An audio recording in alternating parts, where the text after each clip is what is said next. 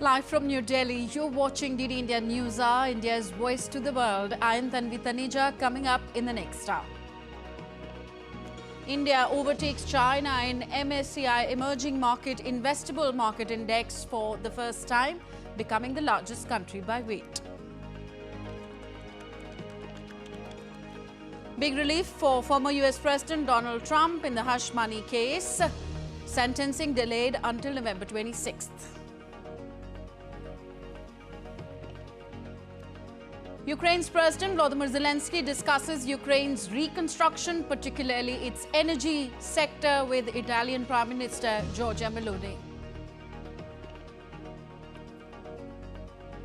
Flights grounded in Hanoi as Super Typhoon Yagi hits Vietnam. Cleanup underway. Transportation resumes after the storm plows through China. And in sports, home favourite Jessica Pegula takes on title favourite Arna Sabalenka in US Open's women's singles final on Saturday night.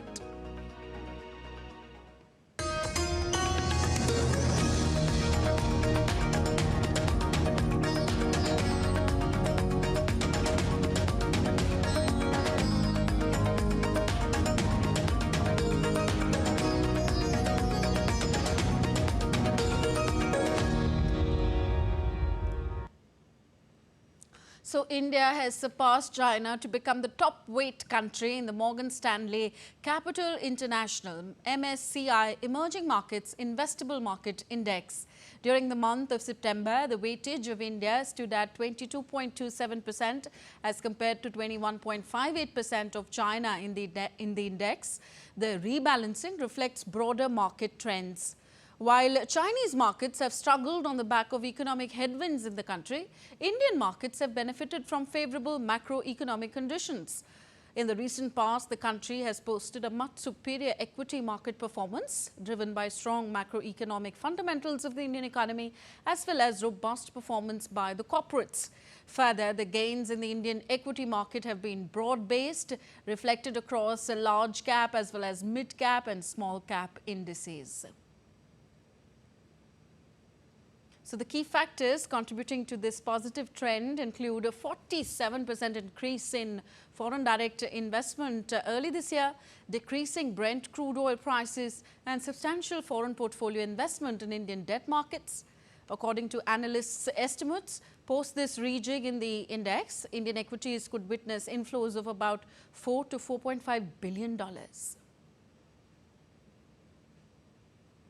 While interacting with media personnel, India's Union Minister Kiran Rijiju expressed pride on how the Indian economy has surpassed China's economy over time. The minister also mentioned how the country's economic growth has surged, powered by tourism. We are growing faster than China now. Again, the IMF and other financial institutions have given India the forecast for the growing as the fastest big economies. Only India is growing fastest among the big economies. India's parameters in all the sectors are doing extremely good, including becoming an attractive destination for the foreign investment. Today, India is a bright spot in the global economy, unlike the Congress time when India was amongst the fragile economies of the world. And we are now joined by DD India business correspondent Ajay Mishra. He joins us from New Delhi, and we are also joined by senior market expert Ajay Bagga. Welcome to you both, gentlemen. Coming to you, Ajay, first, a very basic question, if you can explain to our viewers, what is an emerging market?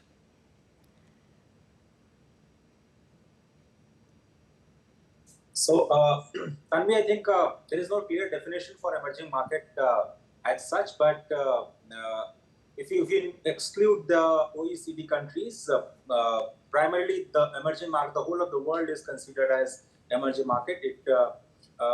In the recent case of MSCI, the emerging market index, surprisingly, South Korea is also part of it, which in many cases do not qualify for being an emerging market. But the learned, guest on the show, Mr. Bagga can throw some more light on why South Korea is a part of it. But yes, barring OECDs and developed countries, all the other economies are considered as emerging market, but there is no such definition, so as to say, in the economics.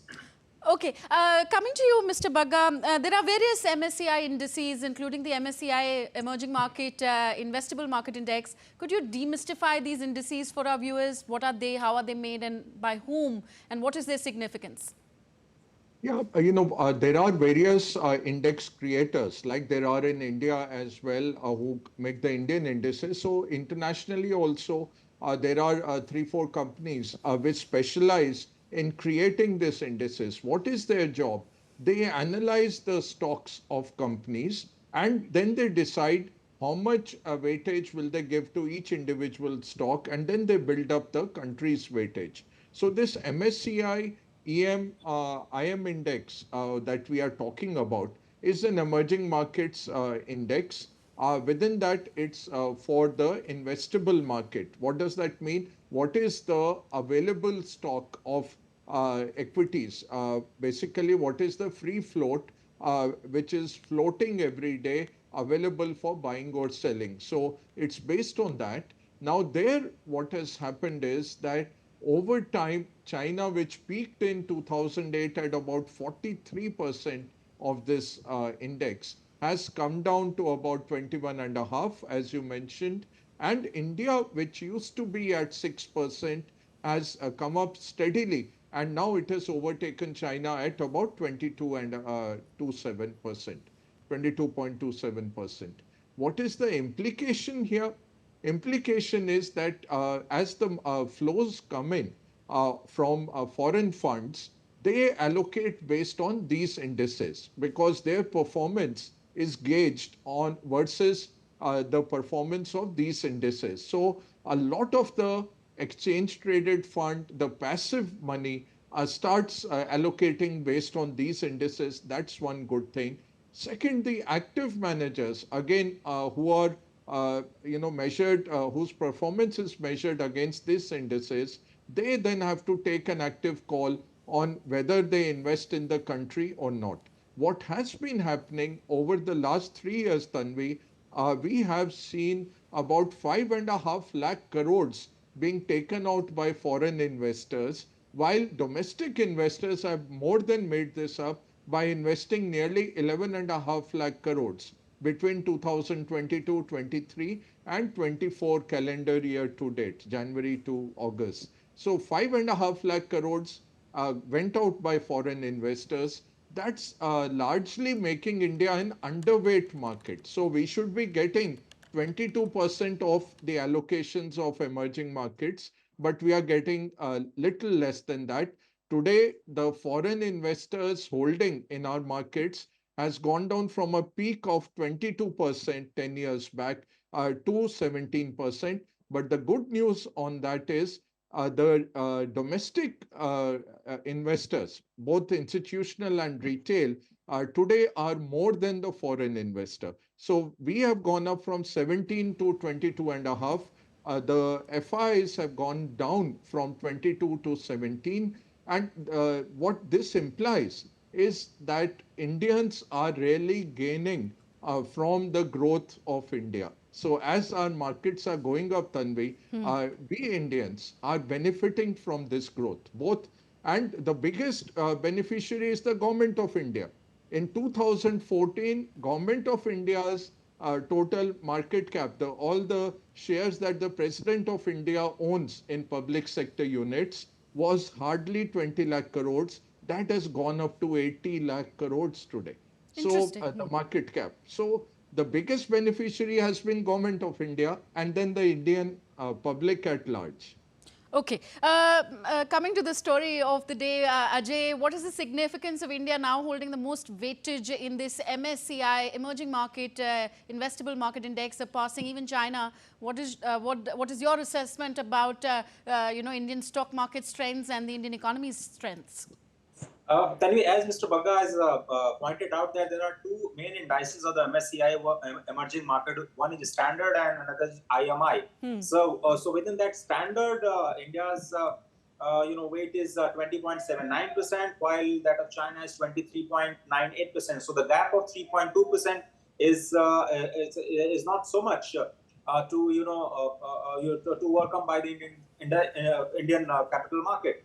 We are expecting that by end of 2024, this gap of 3.2% will also be bridged by the Indian stock markets, and India will take over China in the standard MSCI AM indices. Coming to the IMI, which comprises small cap also along with the large cap and mid cap, I think the performance of the small cap has been tremendous in the recent past, and we understand that since 2021, the China's weight, which was at 38.7%, is now down to just 21.5%, while India, which was at just 9.2%, in just 3 years, the Indian weightage have gone up to post 20%, which is commendable. So it is the strength of the Indian economy which is leading to this confidence from the Indian investors, and the increasing interest of the household savings coming into the capital market is the main reason why it is being supported by the domestic investors rather than foreign investors. So this is the underlying strength of the Indian economy, which is currently the fastest growing among the emerging markets, and also the clear focus of the government and stability of the policies, and the focus of government in manufacturing sector, particularly in the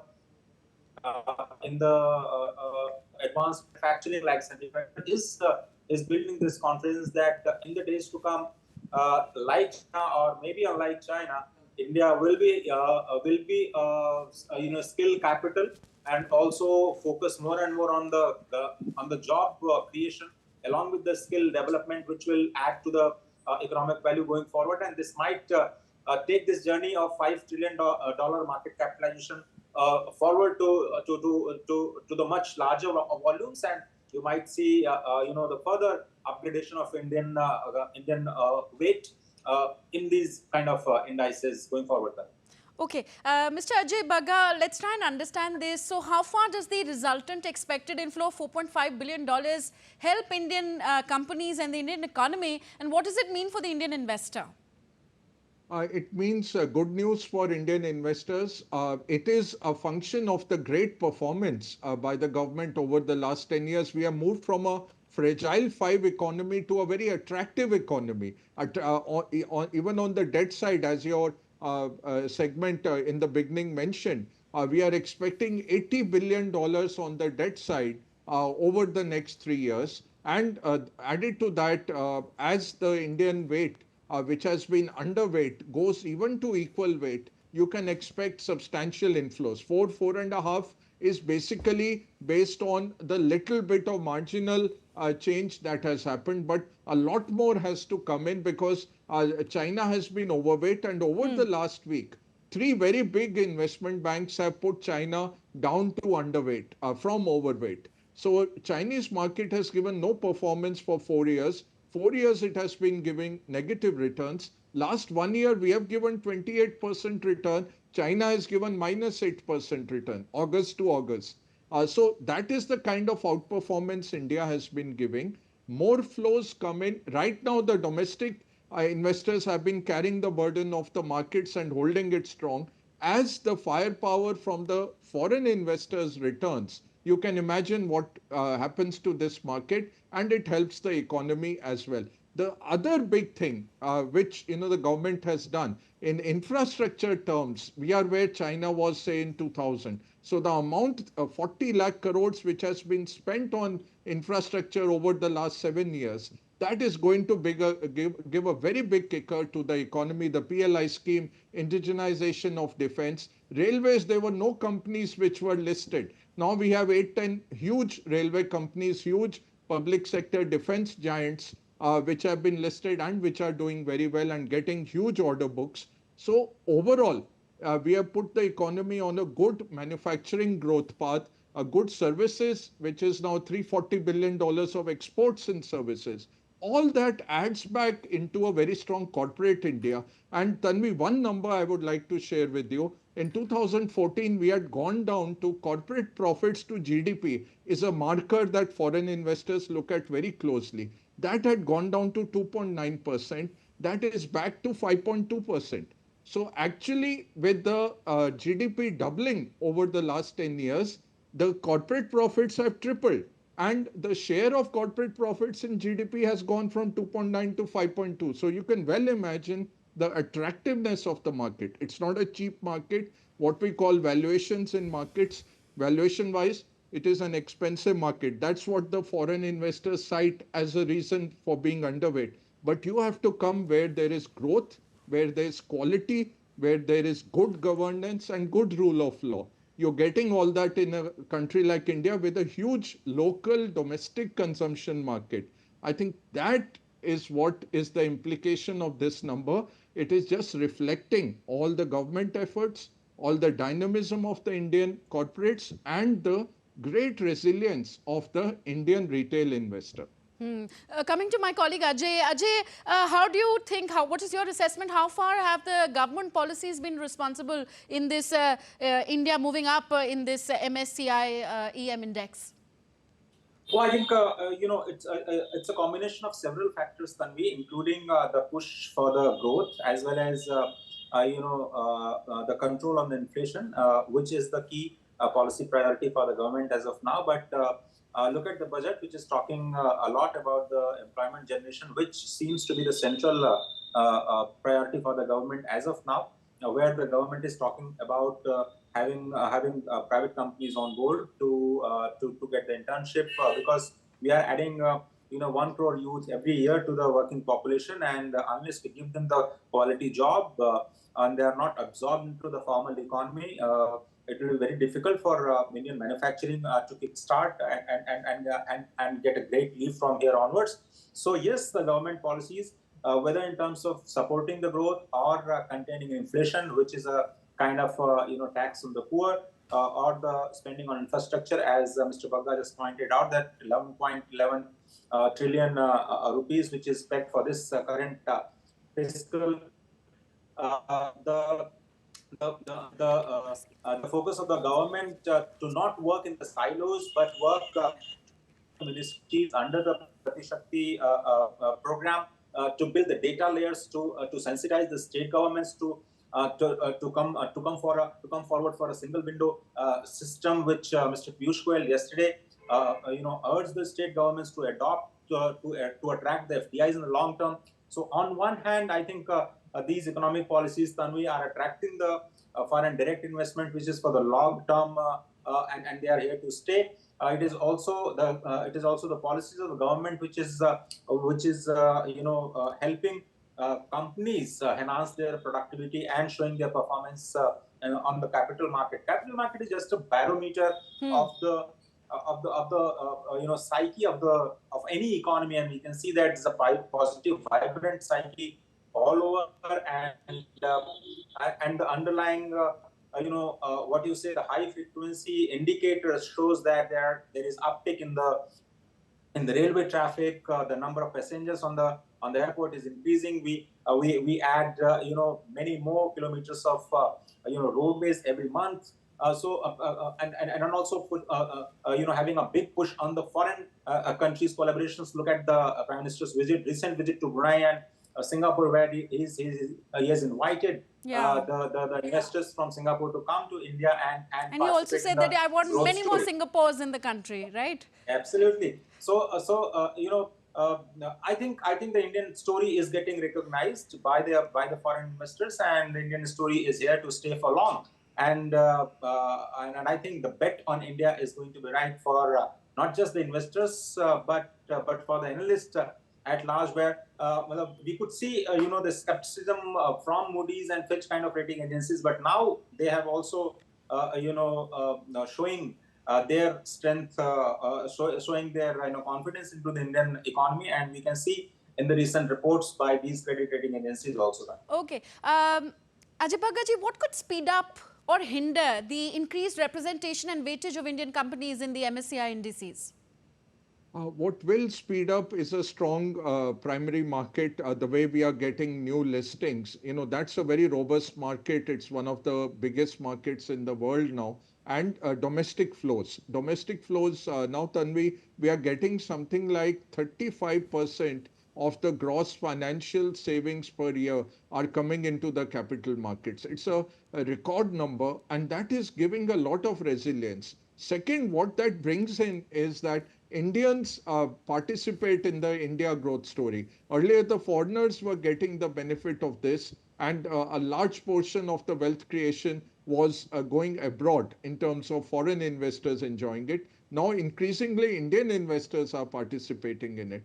Third, we are making companies which are now reaching global scale. So we are attaining scale. And the fourth next step will be Indian companies starting to take over companies globally. That will also happen. We are about 10 years from there where you will see huge amounts coming in. What can derail this?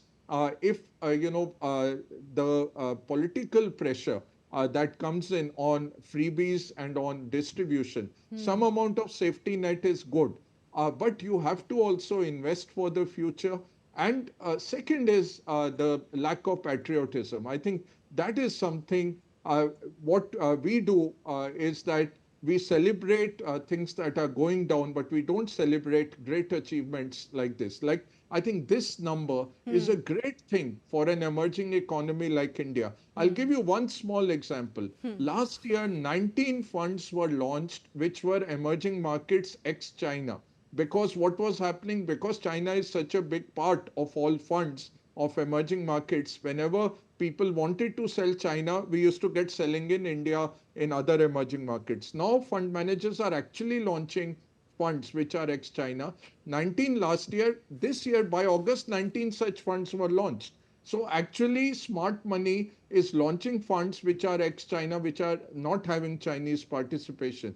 That gets missed out. And that is very difficult for the person on the street to understand, for us to reach them that message that what has happened in the last 10 years in this country is transformative. And if we continue on that, if we can manage 10, 15 more years like this of growing at nominal 10, 11%, real 7% plus, we can become a middle income country. And portions of us, the 1% of India is today French in per capita.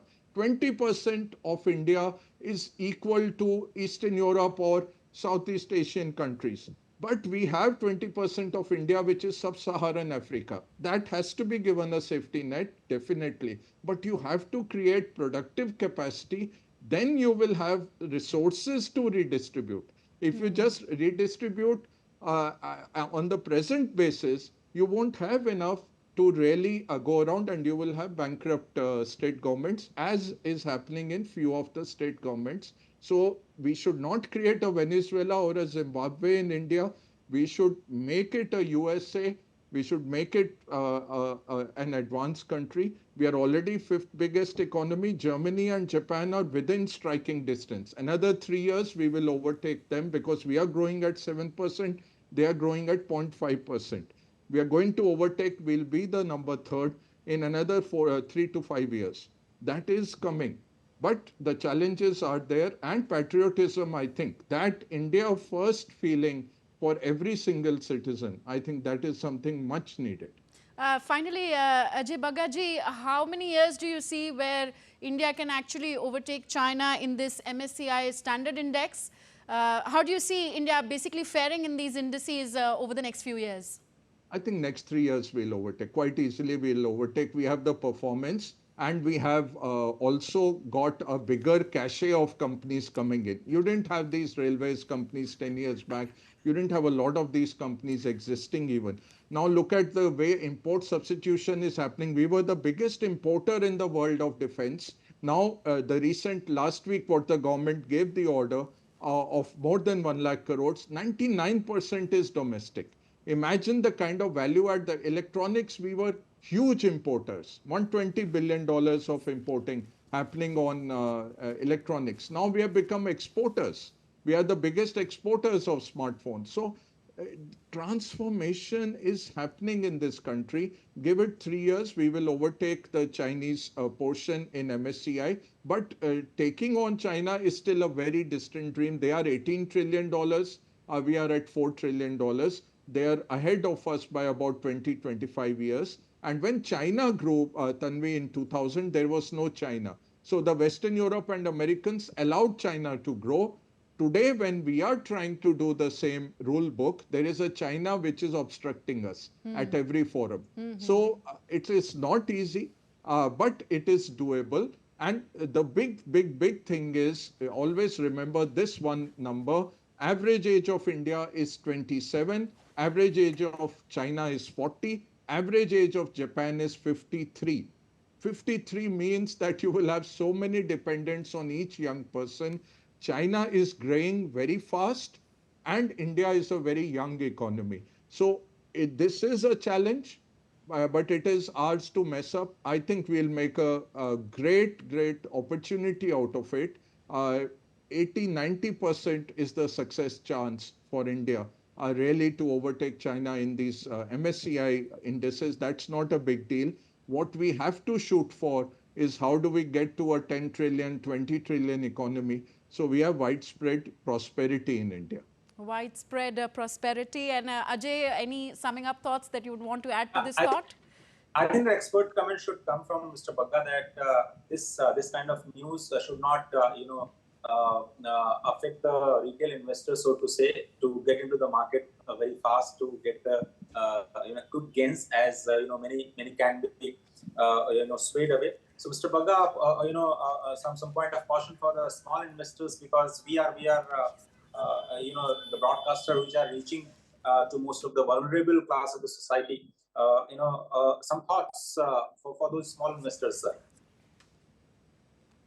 Good point. While all this good news we are emphasizing on, markets move in cycles. So we have seen a one-way cycle since March 2020, post the start of COVID, when markets fell very sharply. And most of the investors, 70% of investors today sitting in the markets are post-March 2020. So they have not seen a sustained downturn. That comes. A downturn always comes in the markets and no one can predict.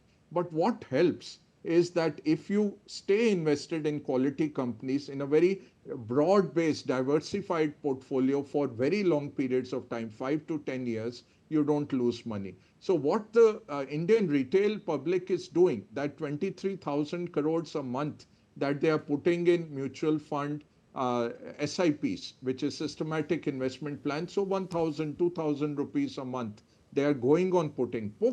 Put fixed amounts of funds that you can afford every month and then just leave them. Let them lie there. This market, BSE Sensex in 1979 was 100. Today we are at 80,000. That is the kind of return.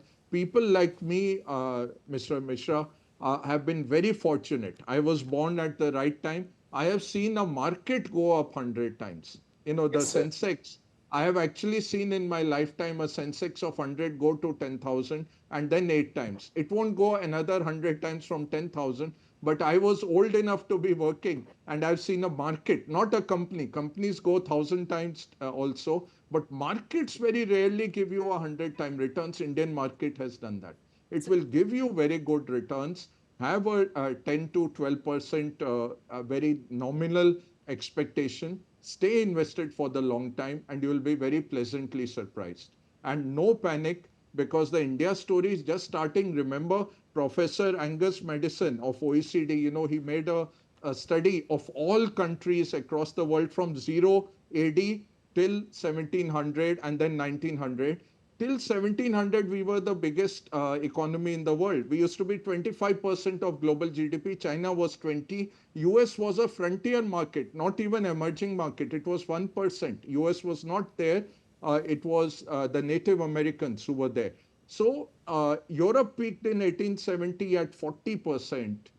We have just started our journey. But the next 100 years are the Asian century. And as China sunsets, India is emerging. We will go back to that 20%, 25% of global GDP. It's a historical mean reversion. Nothing major is happening. What was our place in the sun is coming back of 300 years of colonialism, disjointed it, but we are coming back. So just remember that when you are investing, invest for the long term, invest in quality.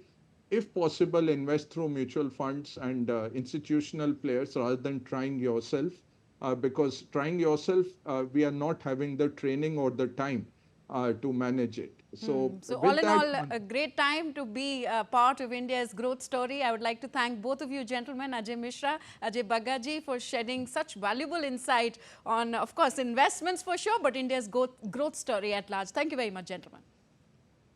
And talking more of India's economy, India's foreign exchange reserves rose for a third straight week to a record high of $683.99 billion as of August 30th. Data from the Reserve Bank of India showed on Friday. The reserves rose by $2.3 billion in the reporting week ending 30th August, after having risen by a total of $11.6 billion in the prior 2 weeks.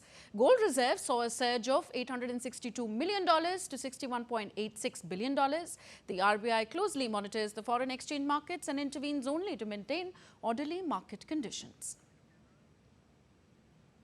India has sent around 2,300 kg of medical aid to Chad in response to a deadly fire incident in the African nation.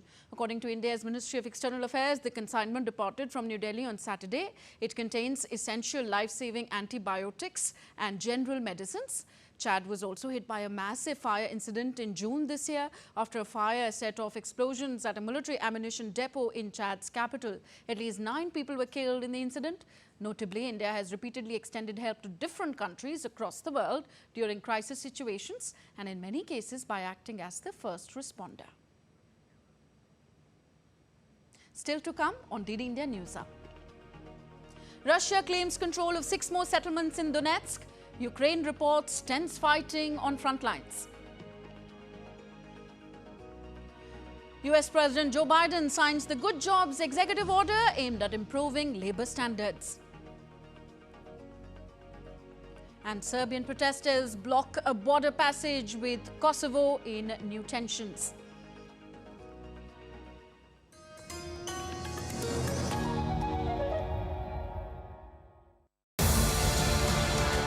This week on Defense Dynamics, we will talk about future-ready combat vehicles, a vehicle designed not just for today, but for the battlefields of tomorrow. It is a symbol of India's rising defense capabilities for the next 50 years. We will also tell you about 6716 rifle, known for its robust design and amazing combat performance in the battlefield. Watch all this on Defense Dynamics on Saturday at 8:30 p.m. IST on DD India. How it stands at the forefront of this energy transition, offering a clean, versatile solution to decarbonize sectors that have long relied on fossil fuels. Green hydrogen is actually produced when you use renewable energy to power the electrolyzer, which splits water into hydrogen and oxygen. Green hydrogen has a very, very critical role to play because it allows us to start getting into solutions that work for a lot of the other energy consuming sectors. India has some of the brightest people in the world and the visibility that the government has given in terms of national mission and side programs. So I think others will find the same reasons to invest and grow deeper in building their products.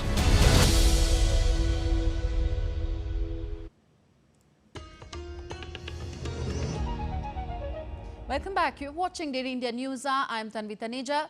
A quick reminder of the headlines we are tracking at this hour.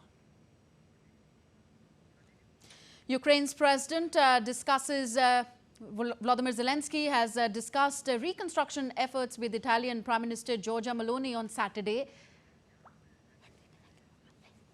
as he presses allies for more weapons in his country's fight against Russia. The pair met in Cernobbio, northern Italy, on the margins of the European House Ambrosetti Forum. Before heading to Italy, Zelensky had on Friday pressed his case to allies, meeting at the US Ramstein Air Base in Germany, where Washington unveiled $250 million in new military aid for Ukraine. He also met German Chancellor Olaf Scholz. After her meeting with Ukrainian President, Italy's Prime Minister Giorgia Meloni said on Saturday that Italy would never waver in its support for Ukraine and that the current stalemate in the war showed that the Western response to Russia's retaliatory attacks on its neighbour was the right one. I believe actor nations like China and India have a role to play and must play a role to resolve the conflict in Ukraine. The only thing that cannot happen, gentlemen, is to think that the conflict can be solved by abandoning Ukraine to its fate, because that will not bring peace, it will bring chaos. It will bring wars closer to home, and it will bring many economic consequences, all the more serious than what it costs today to support Ukraine. The choice of supporting Ukraine has been first and foremost a choice of national interest, and it's a choice that won't change. On the ground, the Russian forces have taken control of 6 more settlements in the Donetsk region, while Ukraine on Friday reported that over 100 battles had taken place along the front lines. The Russian Ministry of Defense reported that its forces had captured 6 settlements in Donetsk over the past week and launched 17 massive strikes on Ukrainian military targets, including missile systems, critical energy infrastructure, using long-range precision weapons. As a result of active and decisive actions by units of the Center Group of Forces, the settlements of Kirovo, Paishe, Skushne, Karlovka, Zavinte, and Zuravka of Donetsk People's Republic were liberated. Formations of 5 mechanized infantry, ranger, airborne assault brigades of the Armed Forces of Ukraine, a National Guard brigade, and a Territorial Defense Brigade were defeated. 53 counterattacks of units of the Armed Forces of Ukraine were repelled. Meanwhile, a video clip was released by the governor of Russia's Belgorod region, V. Gladkov, on Friday, showing local residents hiding in concrete shelters during Ukraine's shelling, as captured on CCTV cameras. In the accompanying statement with the post, Gladkov wrote that 1,765 protective structures have been installed in the region, with over 500 of them in the city of Belgorod. He urged people not to ignore air raid sirens and to take shelter immediately. The Belgorod region has come under frequent cross-border shelling and drone attacks during the course of the conflict. It is adjacent to the Kursk region, where Ukrainian forces breached Russia's western border last month in an incursion that Moscow's forces are still fighting to repel. Despite international efforts to normalize relations, tensions continue between Serbia and Kosovo. Kosovo took decisive action on Saturday by closing 2 of its border crossings with Serbia. The move came after protests on Serbian soil saw demonstrators partially blocking roads and turning back travelers holding Kosovo documents. This protest was in response to rising tensions in Kosovo's volatile north. Kosovo and Serbia share 6 border crossings. In recent months, Kosovo has closed Serbia's state-run mail service and stopped the use of Serbia's currency, the dinar, in that region. On to the United States now. Big relief coming there for former US President Donald Trump in the hush money trial case. A New York court delayed former US President's sentencing in the Manhattan hush money criminal trial after the November election. The New York judge on Friday delayed the sentencing to 26 November, citing the unique time frame this matter currently finds itself in among his reasons. A New York jury convicted Trump in May on 34 felony counts of falsifying business records, the first time a sitting or former president has been convicted of a crime. The Republican presidential candidate had been scheduled to be sentenced on September 18th for falsifying business records during a scheme to silence an adult star. Donald Trump has welcomed the delay in his hush money trial sentencing. He expressed relief over the postponement of the trial, labeling it as political interference in the 2024 elections. Big news today is that the Manhattan DA witch hunt against me has been postponed because everyone realizes that there was no case because I did nothing wrong. It's a witch hunt. It's an attack by my political opponents in Washington, D.C., and Comrade Kamala Harris and radical left opponents for purposes of election interference. That's all that was. As part of Democrats' campaign in Michigan, U.S. President Joe Biden signed an executive order on Friday to improve job scenario in the country. Biden claimed that he created 16 million new jobs since he took office of president in 2020. Popularly known as Good Jobs Order, the move will improve Democratic presidential nominee Kamala Harris's image among the labor and job seekers community. The U.S. president signed the order in the presence of various labor union leaders from across the country. The order directs federal agencies to launch new programs for onshore manufacturing, make infrastructure upgrades and promote clean energy to adopt new labor standards in administering federal grants. The document is named as Executive Order on Investing in America and Investing in American Workers. Sign another groundbreaking executive order. It's called the Good Jobs Executive Order. For the first time in our history, the official policy of a presidential administration is to specify a clear list of higher labor standards for jobs created through my Investing in America agenda. And here's why what my executive order will do. For jobs created using federal dollars, Good Jobs Executive Order will call on a federal agency to protect the workers, the power of the workers, to encourage the free and fair choice to join a union. Boeing Starliner spacecraft landed uncrewed in a New Mexico desert on Friday, capping a 3-month test mission hobbled by technical issues that forced the astronauts it had flown to the International Space Station to remain there until next year. Starliner returned to Earth seemingly without a hitch, a NASA live stream showed. Though the mission was intended to be a final test flight before NASA certifies Starliner for routine missions, the agency's decision last month to keep astronauts off the capsule over safety concerns threw the spacecraft's certification path into uncertainty despite the clean return Boeing executed. NASA and Boeing safely returned the Starliner spacecraft just after 11 p.m. Central Time to the White Sands Space Harbor in New Mexico after spending approximately 3 months attached to the International Space Station. This kind of should be a sort of moment of celebration, but we don't have the Boeing folks here at the table. There's no explanation why. It doesn't appear that there's joyful unity, if there is. Asia's strongest storm this year, Super Typhoon Yagi, uprooted thousands of trees and swept ships and boats out to sea, killing 1 person as it made landfall in northern Vietnam on Saturday after leaving at least 23 dead through southern China and the Philippines. Vietnamese authorities had warned that the typhoon posed a serious threat to the country despite weakening slightly after its initial landfall in China. Before reaching Vietnam, Yagi struck China's southern island of Hainan. It caused severe flooding, uprooted trees and knocked out power to over 800,000 homes. And next we take a look at other stories making news around the world. In Bangladesh, dengue has surged with 9 deaths and nearly 2,000 hospitalizations in early September. Over 15,000 cases and 93 deaths this year signal a troubling trend exacerbated by halted anti-mosquito efforts amid administrative chaos in the country.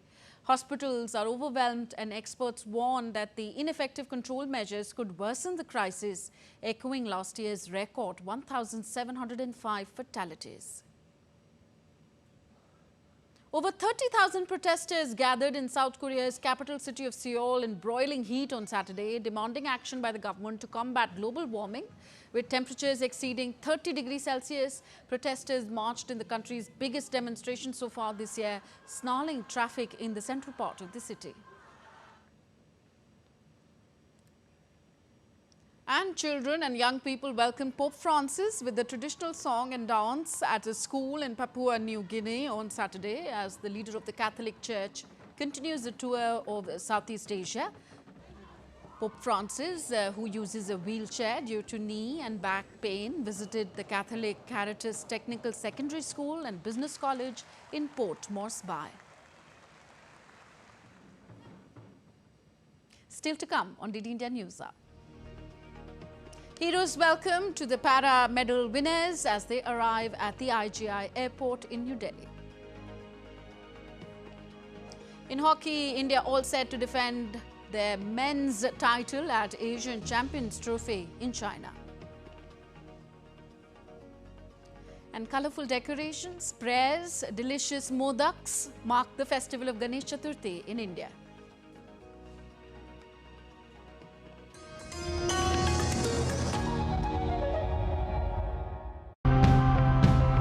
New challenges need new strategies, and technology is already impacting the way we live and we farm.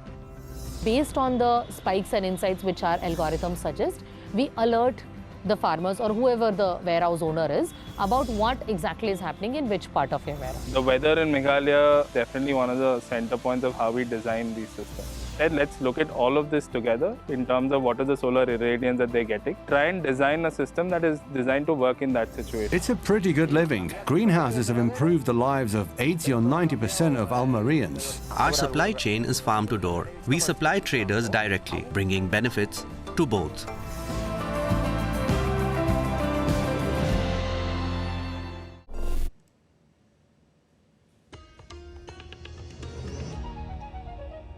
Thank you for staying with us on DD India NewsHour. I am Tanvi Taneja.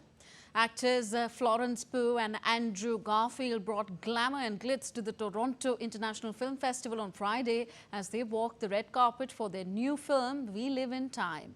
The movie, which is already generating a lot of award season buzz, is about a couple who meet through unexpected circumstances and start a life together, only to be faced with a life-changing medical diagnosis that pits them against time.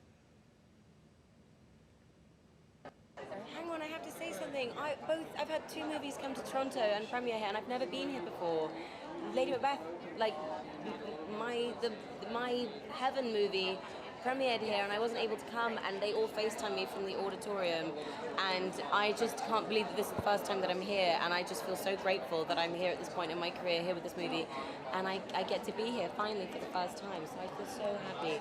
I don't know what it feels like to be in Toronto, other than the fact that I feel like I've finally made it here. Amazing, amazing. She's so talented and she's so gifted, and I always knew that. And then you kind of go, well, are we going to get along, and are we going to enjoy each other, and are we going to be able to make something together? And then you kind of have to roll the dice, and there's no way of knowing. You just have to kind of see.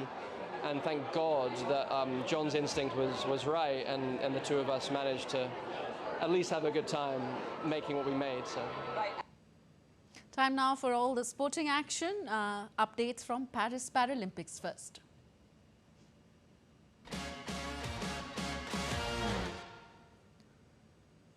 So Indian Paralympic athletes are receiving a grand welcome at Delhi's airport on their return home. They had put up a record-breaking show at the Paris Paralympics.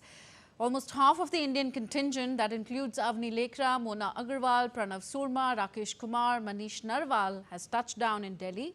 Fans and family members greeted them with garlands and drum beats.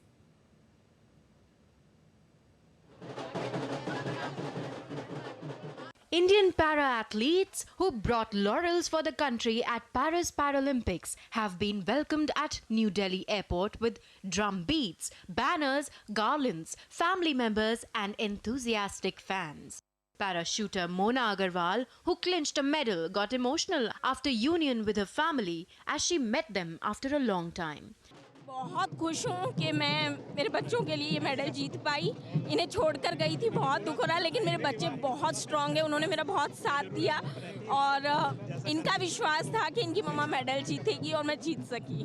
मेरे परिवार का समर्थन मेरे पास वहाँ पे भी था, उनकी ब्लेसिंग्स थी, जिसकी वजह से मैं मेडल जीत पाई और वो लोग सब मुझे वेलकम करने के लिए यहाँ आए, उसके लिए मैं बहुत ज़्यादा खुश हूँ, बहुत ज़्यादा। ये मेरे लिए एक सरप्राइज था। Para-archers Rakesh Kumar and Sarita are thrilled with India's performance at Paris Paralympics. They said that due to the Indian government's support, the medal tally will be highest at this edition of the Para Games.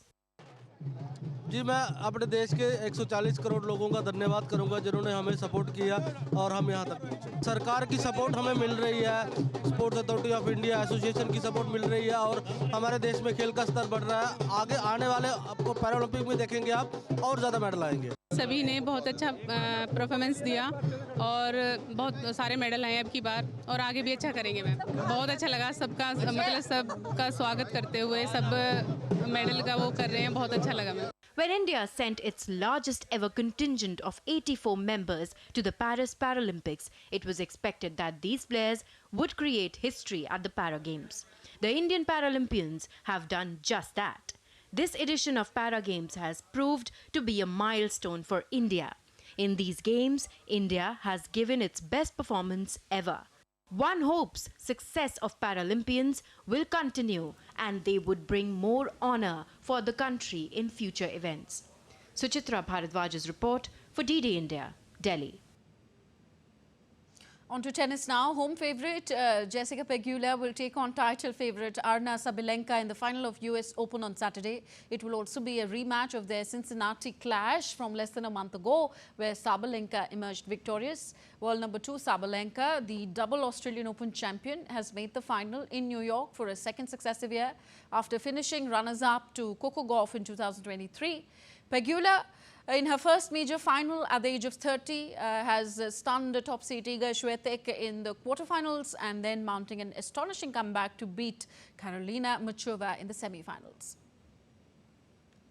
In hockey, stage is set for the prestigious men's Asian Champions Trophy, which will begin on 8th of September at the Moki Hockey Training Base, China. Reigning Olympic bronze medalists India start as favourites to defend the title, while hosts China, Japan, Pakistan, Korea and Malaysia have arrived with hopes of a grand outing in the marquee tournament. Last year, India won the title at home, making them the only team to bag 4 titles in the history of the tournament.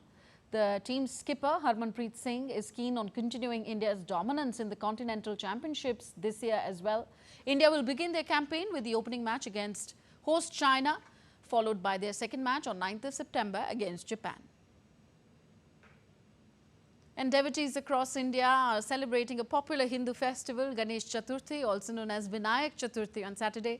This auspicious occasion honors the birth of Lord Ganesha, the elephant-headed deity, revered for his wisdom, prosperity and good fortune. Colorful decorations, prayers and delicious food, especially the modak, characterize this 10-day festival. India's President Draupadi Murmu, Vice President Jagdeep Dhankar and Prime Minister Narendra Modi extended their greetings and best wishes to citizens on this auspicious occasion. So the city of Mumbai comes alive and transforms into a vibrant spectacle with colorful processions, elaborate decorations and traditional music to celebrate the festival of Ganesh Chaturthi. The festival brings together communities in joyous celebration, showcasing colorful idols and intricate pandals. DD India's Shama Mishra has been touring one special pandal. It's 10 days of celebration and it's 10 days of Ganesh Utsav. Yes, we are in Mumbai and we are in at GSB, Ganesh Seva Mandal, here in Mumbai, where the Ganesh Utsav can be seen at its highest. The celebrations over here have already begun since early morning because the devotees here are thronging in thousands, and this particular Seva Mandal is known as the richest, not just the country, not just the state, but the entire country, and that is because the Ganesh Lord over here, he's adorning the ornaments or even the Sinhasan that you can see. There's a gold jewelry of about more than 65 kgs. There's silver of more than 370 kgs. Also, this mandal is known for doing the insurance, not just for the mandal, but for the devotees as well. And this time around, it now stands close to 400 crores. So all these devotees are in line. Let's talk to some of the devotees. How are you going to celebrate the 10 days of Ganeshotsav? First time, I'm here from Mangalore, and I came yesterday. Today I had good darshan and all, good experience. I am going to visit many other Ganesh ji pandals, and yeah, it's going fun and amazing. There are so many people, so many devotees thronging this Ganesh Utsav. There's this Mukh Darshan line and there's another line on top where people from outside can have a darshan and can move out directly.